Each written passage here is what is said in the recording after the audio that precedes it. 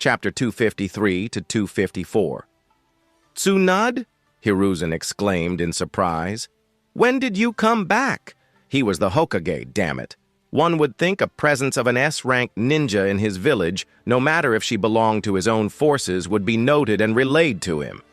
Damn Izumo and Kotetsu, new at the job and already slacking, exactly like their fathers, Hiruzen glumly thought. Just yesterday. Tsunade waved her arm as she slowly walked towards the center of the room, closer to the Hokage instead of heading to the Senju seat. This was instantly noted by the other clan heads. Hiruzen, though, had his head spinning because of something else. Did she say yesterday? An S-rank ninja was inside of my village for more than 24 hours and nobody noticed? No report from the barrier team? The barrier is set up to flare like crazy the second one of my students enters the village. As their sensei, it is my duty to prove myself all-knowing, and being aware of their comings and goings was a big part of that. How could she just sneak in? Worse yet. No patrols spotted anything unusual. No casino showed a marginal improvement in their earnings. No bar complained about drunk violent blondes. No Danzo complaining about CRA for Tsunade. When the hell did the world become such a strange place? He pondered his life choices as the leader of a village full of trained killers now that they proved utterly incompetent. Naturally, Hiruzen completely disregarded that Tsunade was Senju, and therefore knew many secret entrances to the village not known even to him. For him, she was still the small, flat girl who wanted to be the best medic in the world after witnessing her beloved grandfather dying during her childhood. Same as Orochimaru was still that little pale kid with a penchant for snakes who just might have been a bit morally deranged.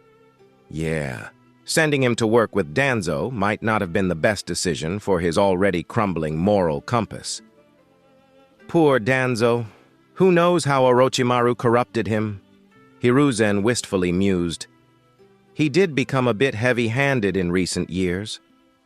While Hiruzen was experiencing the effect his old age had on his sentimentality, Tsunade finally arrived in the center of the room, standing tall with her arms crossed below her chest with a very self-satisfied grin on her face. Her eyes glanced at Danzo in a way the man would notice. Catching his attention, Tsunade very slightly lifted her forearm, making her breasts bounce. Today, she had a generous cleavage, and even an old, supposedly emotionless coot like Danzo was not immune to her charms, especially not the small temptation genjutsu targeting only his chakra signature. Well, for all Tsunade knew, the man could have been a eunuch or batted for the other team with the amount of time he and her sensei spent bickering. She had to safeguard her plan would go off without a hitch. Danzo indeed found himself affected and glanced at her cleavage, stiffening the second he noticed the mark on her left breast. He knew that mark well from his research these past few days. What the? Yozora? Wait, wooden spikes made of makutan? She slaughtered my root. His eyes filled with horror-induced panic as he frantically looked at Hiruzen. He knew the old monkey was a pervert ranking on the upper levels of Jiraiya's scale, and indeed, the old man was blushing while also glancing at Tsunade's chest. Nothing? He is saying nothing? Wait, he doesn't see the mark, does he? Danzo remembered. Tsunade had perfect chakra control and knew a genjutsu that hid the effects of her old age even from Sharingan and Byakugan users. Of course, nobody is seeing it. The bitch. He silently seethed, glaring in rage at the blonde woman. He couldn't simply accuse her of being in an organization full of rogue ninjas, telling the council he needed somebody to study her naked chest to provide the proof. That sounded like something Hiruzen would come up with. Ridiculous. It was the same situation as his arm or eye. He was seen as a cripple. Telling him to show them his supposedly mutilated arm or missing eye was incredibly rude, and if somebody did that, it would have been the equivalent of making enemies on the council. He could have easily wiggled out of that accusation with some simple wordplay, abusing his status of cripple alongside his position on the council and his lifelong loyal service to the village. After all, what would be his motivation to betray the village when he gave his body parts to serve it? After spending his entire life safeguarding it? Accusing him of anything without a certain factual and irrefutable proof was political and career suicide. Tsunade was the last Senju. She was the last member of the founding clan of Konoha. Saying she betrayed the village without providing ironclad proof was like saying she shat upon all of her dead clan members' graves. And everybody knew how she loved her clan. She even left the village in grief after the Second War, supposedly unable to withstand the pressure. Her brother's death was just the last straw. Tsunade was a hardened ninja, after all. One death would not cause her to completely crumble, but receiving every other week an invitation to a funeral of yet another dead family member since she was 10? Even Danzo, the believer in the necessary ruthlessness, had to, at the time, admit that if anyone deserved a long break, it was her. Moreover, she was the hero of the Second Ninja War and the most beloved person in Konoha right after the Yellow Flash. Literally, nobody died in the hospital in the Third War because of her. People noticed. As long as an injured person reached Konoha's hospital, he would survive even if half of his body was missing. Tsunade was just that good. People still loved her despite her long absence from the village. Accusing a person of such a reputation of an act of treason? Danzo might have been old, but he was not senile. All he could do was silently stem in his rage and quietly watch the meeting. He did not have his root anymore. He had 5 guys who would get slaughtered if they tried anything against Tsunade. He knew when he was beaten. No, it was time for a tactical retreat and regroup. He could always remake his root. Konoha had enough orphans for that. Oh, I will have my revenge, Tsunade. Just you wait. A few years and I will make your life a hell upon earth. Yozora will fall once I become Hokage. Danzo inwardly swore. Smirking, Tsunade gave Danzo a winning look, enjoying the emotional torture she heaped upon the old warhawk with just a single gesture. Yeah, he now knew her allegiance. Big deal. What was he exactly gonna do about it? Call her up on it? How she wished he would be that stupid? Label of a pervert would suit the old cripple nicely, driving his already butthurt ego into the ground. Better yet, it would give her a reasonable excuse to clobber the old coot through the entire village, too, crippling him for real. After all, accidents happen all the time, no? A girl can dream. Tsunade wistfully sighed and turned back to Hiruzen, taking out a miniature scroll from her pocket, enlarging it with a single flare of her chakra before throwing it to the old man. That is why I came here. She answered his questioning look as he caught the document. You wouldn't believe all the things I learned about my place in this village in my visit to the fire capital. Hey, Sensei, when were you going to tell me about it, I wonder?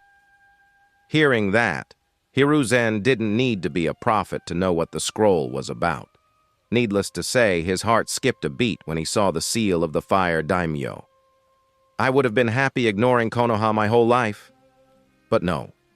You just had to do the stunt with the Uchiha clan, had you not? Tsunade pointedly gazed at Hiruzen, whose eyebrow involuntarily twitched at the accusation, which could as well be a full-body flinch considering the people in the chamber knew at least something about reading the body language. Well, no more.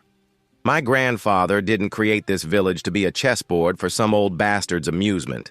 Her cold stare briefly stopped on every single elder, causing them to frown, ending on Danzo, to whom she gave a look a few degrees frostier than the others. For those who still didn't get it, Tsunade glanced at Tsume.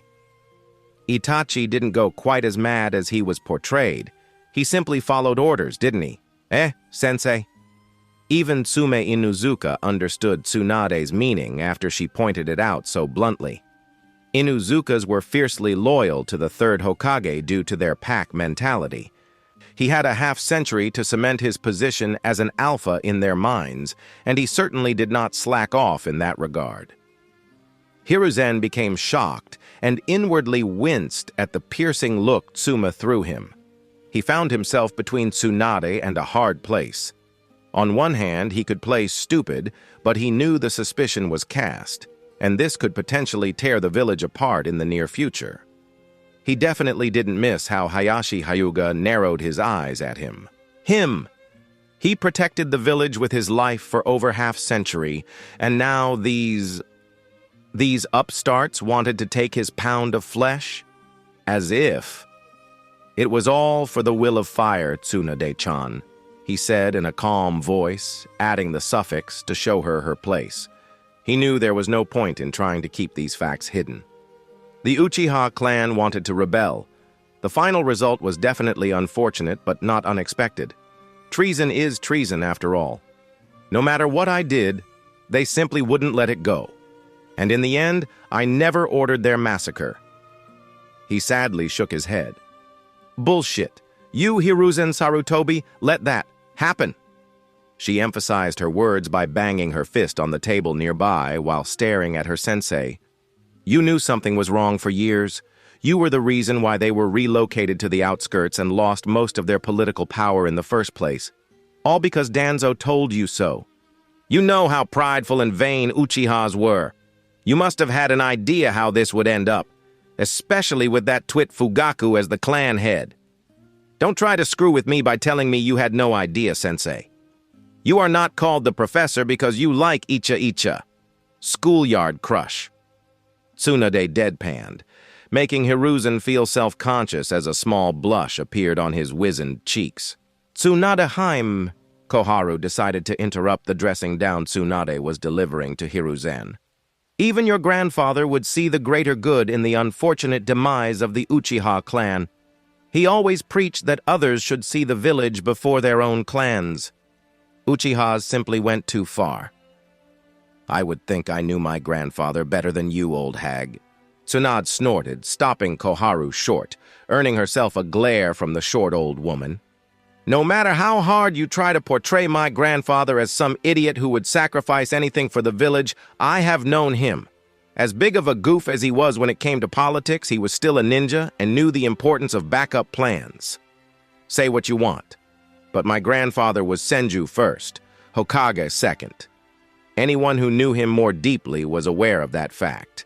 That's also why Danzo holds more respect to my uncle, rather than my grandfather. My uncle simply hid his preference for our clan better.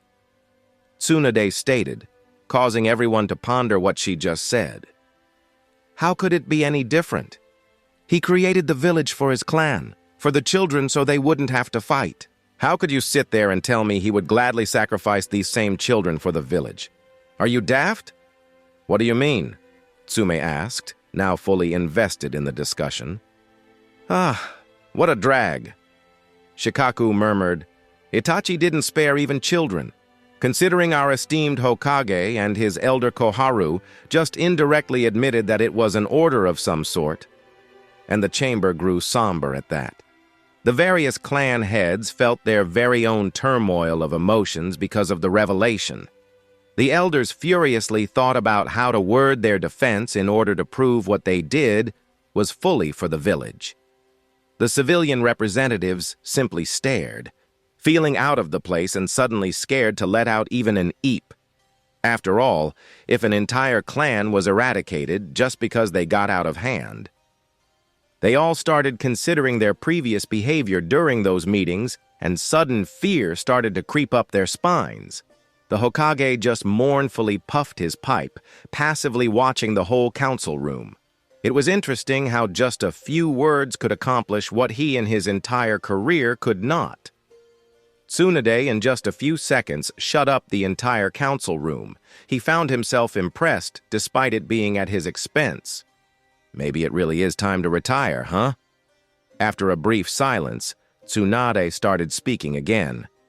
My grandfather certainly didn't create the village for you, the conniving bastards who scheme how to use the labors of my family to get more power and influence, corrupting this place in the process. How dare you take his name into your mouth, bitch? She returned Koharu's glare, adding her killing intent on the top, which instantly shook everybody in the room, awake from their own contemplation as cracks appeared on the walls from the pressure emitted from Tsunade, making Koharu flinch as far back in her seat as she possibly could at the very physical representation of Tsunade's intent to do her harm. Inwardly satisfied at the horrified face of the woman due to the inhuman levels of killing intent saturating the air, Tsunade looked back to the Hokage, finding his pipe fell from his mouth. She coldly smirked. Hiruzen lost his marbles long ago. He believes in the will of fire so much, he became deranged. He let civilians run our ninja village as if they owned us. At that, many of the sweating civilians cringed, fearing for their lives. He let his elders walk all over him in order to appease them because of some misguided sense of camaraderie. Elders frowned, not daring to interrupt again due to their instincts screaming at them to be quiet. And the saddest of it all, he totally forgot or willfully disregarded most of what my uncle tried to teach him. That will of fire was just a guideline that made all the clans closer. Nothing more than that. Alas, as long as something fit Hiruzen's image of the will of fire, all was a fair game. Tsunade glanced at Danzo in a way that would be painfully obvious to Hiruzen what she meant. And notice he did. It wasn't hard to put two and two together for Hiruzen. He knew Root did more bad than good, but he still didn't want to believe Danzo fell so much into the darkness. After all, if he couldn't believe in his oldest friends and comrades, then who could he believe? The Senjus created this place. Tsunade continued. We were never the biggest fans of formality, but the hierarchy set up by my uncle and grandfather should have told you what place my ancestors envisioned for our clan. The very lands Konoha stands on are fully owned by my clan. We are the founding clan. We gave each of your clans a sanctuary. We handpicked 4 noble clans of these lands, giving them stature similar to nobles in the Fire Country. We promised a better future for the clans, and we delivered. She swept the clan heads with her unflinching and hardened gaze as if they were a bunch of misbehaving children. Yet, when the Senju clan needed help, where were you exactly? Eh? Sarutobi? You knew Senju were hunted down, but what did you do? You let it happen. That's what. Tsunade turned to the shocked clan heads. I had enough. I have already signed the paperwork with the daimyo and enacted the preventive clause of the Konoha Creation Act. From now on, Konoha is an autonomous territory within the Fire Country under the rule of the landowners, the Senju clan, she declared with finality. The civilians and clans who had no idea what would happen were left speechless, not knowing what exactly to do. Who could blame them? Their homeland just became a different country right in front of their eyes, and the only thing they could do was to gape. Danzo's breath hitched. This was the whole reason why he helped Senjus on their way to the afterlife during the First and Second Wars. Damn you, Hiruzen! You and your sentiment! Why couldn't you just let me deal with your bitch of a student when I offered? Naturally, Hiruzen knew about some of it. After all, it was in the time when the Root program was just starting, hence the organization was still a legitimate part of the village. They both discovered these clauses of the Konoha Creation Act. The Senju clan were simply too dangerous, being able to take the power from the Hokage at their whim. Hiruzen wasn't even protesting. He was just so tired of it all. He knew Jiraiya would never become Hokage. That only left Tsunade. That was honestly half of the reason why he was searching for the whereabouts of his wayward student during all these recent years. He was well aware she was the only candidate fit to become the Hokage. What was the point of trying to prevent this? It would have happened sooner or later, and he hoped sooner rather than later. He actually felt enormous pride that at least one of his students had it in them to oppose him in such a blatant manner. that at least one of his students would have the balls to keep Konoha safe. He also found it somewhat hilarious that, in the end, it was not Orochimaru or Jiraiya, but Tsunade with these proverbial balls. He has spent so much time trying to prevent her from learning about her birthright, and now, here they were. He, completely glad she actually learned about it, and took the reins as there was no other option either way. Life was funny like that. To think it would throw him such a curveball in his old age. At least, one of his students was not an utter failure. For the first time since the Kyuubi attack, he felt oddly at peace. Tsunade raised her head high and looked straight into Hiruzen's eyes, daring him to say a word. "And as my first order as the owner of these lands, I hereby declare you, Hiruzen Sarutobi, fired from the position of Hokage." Her composed but firm voice rang through the room, astonishing the occupants even more. Well, she could have said it more politely, couldn't she? Hiruzen's sweat dropped.